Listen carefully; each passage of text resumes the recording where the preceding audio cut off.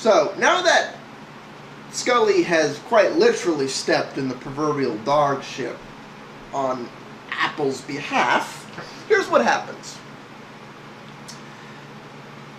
Gates and Microsoft Chief Counsel, Bill Newcomb,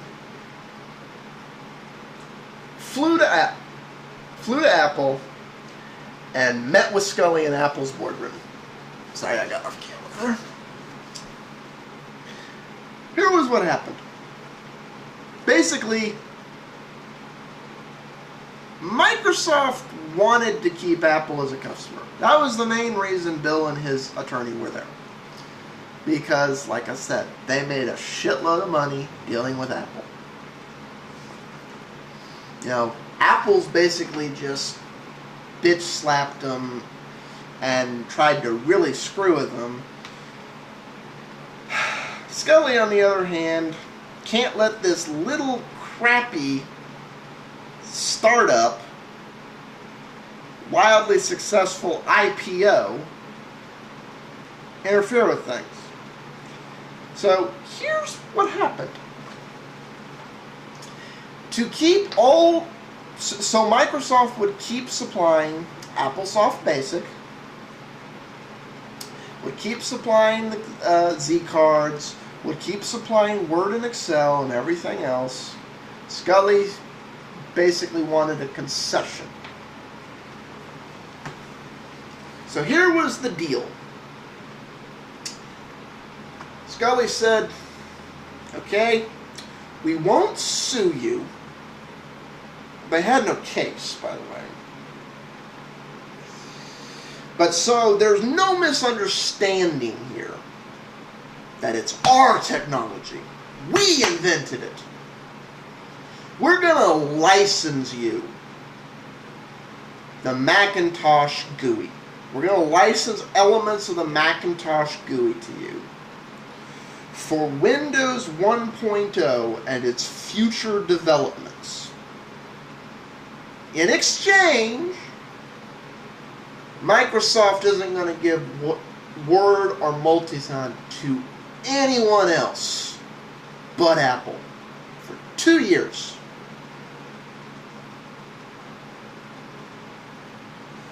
Come hither, my snowflakes. This person thinks Microsoft is stealing their GUI. They're not, but that's what he thinks. So his solution to this is to give it to him in exchange for 2 years of exclusivity. 2 years!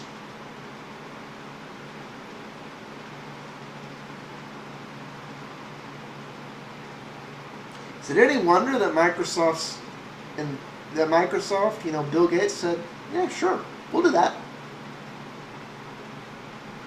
Windows 1.0 had not been well received. And Windows 1 really was never well received because it couldn't legally do things like overlapping windows.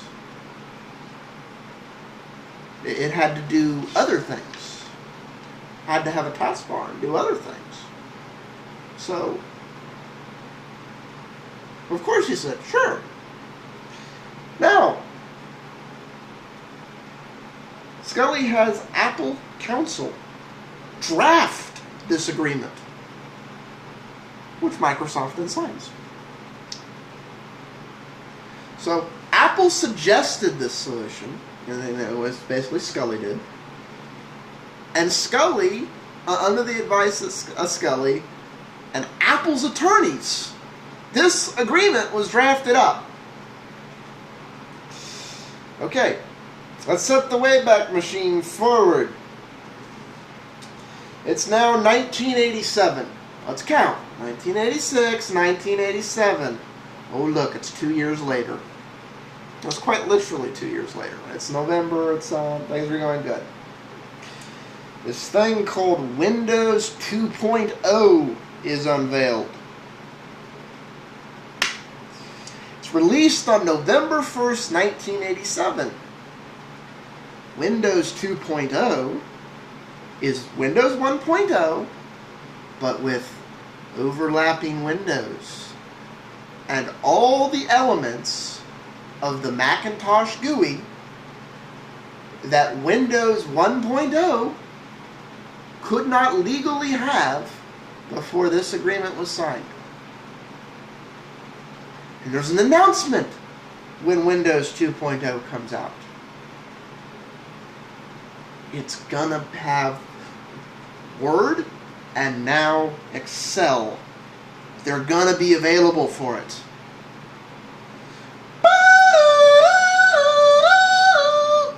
Scully goes nuts. What do you mean? What do you mean? You can't have this? No.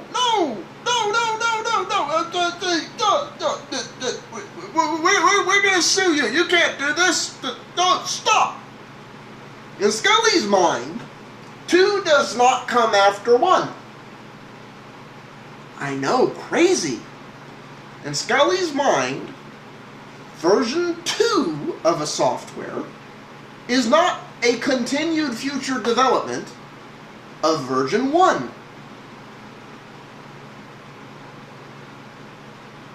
Interesting.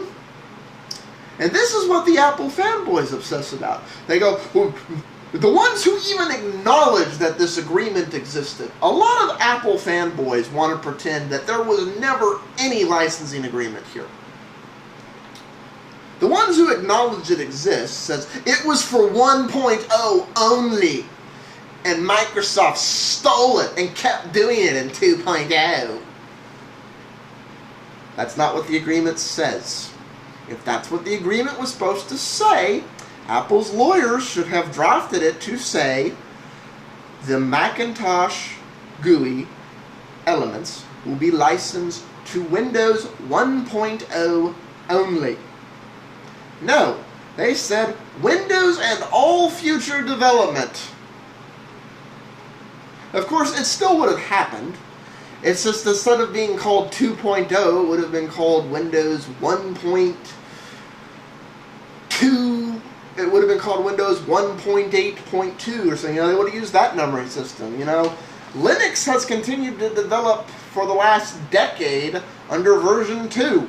They hadn't changed it. It's like it's up to 2.6. I want to say 3.4 is the most stable one. Maybe 3.6. You know, it's a numbering thing. But whatever numbering system you use, the numbers keep getting bigger.